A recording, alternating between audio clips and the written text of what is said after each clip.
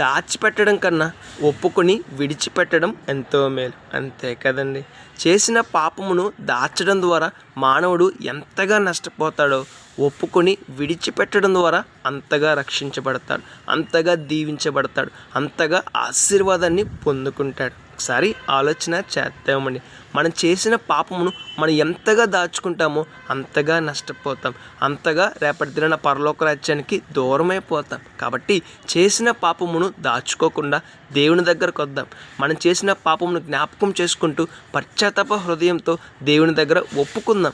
పలానా పాపం చేశాను, పలానా పాపం చేశాను, పలానా దేవుడు అసహించుకునే కార్యాన్ని చేశానని దేవుని దగ్గర మనం ఒప్పుకున్నట్లయితే, ఆ తప్పులను మరలా చేయకుండా మనం జాగ్రత్త పడినట్లయితే రేపటి దినాన ఆశీర్వాదాన్ని పొందుకుంటాం, రేపటి దినాన దీవెనలు పొందుకుంటాం, రేపటి దినాన శ్రేష్టమైన పరలోక రాజ్య ప్రవేశాన్ని మనం పొందుకుంటామండి.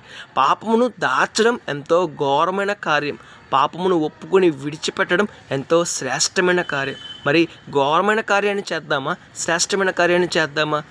పాపమును దాచుకుందామా, పాపమును ఒప్పుకొని విడిచిపెట్టి ఆశీర్వాదాన్ని పొందుకుందామా? ఒకసారి ఆలోచన చేద్దాం. నిరభ్యంతరంగా దేవుని ముందు ఒప్పుకుందాం. దేవుడు పాపులను ఎంత మాత్రమును దూషించడు, పాపమును ఎంత మాత్రమును వెలివేయడండి. ఆయన చేర్చుకుంటాడు.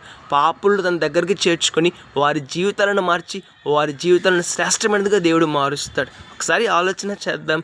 దేవుడు పాపులను అసహించుకోడు, వారిని చేర్చుకుంటాడు. దేవుడు ఎన్నిసార్లు హెచ్చరించినా జీవితాలు మార్చుకోకపోతే వారు దేవునికి దూరం అయిపోతారు. ఒకసారి ఆలోచన చేద్దాం, మన జీవితాన్ని మార్చుకుందాం.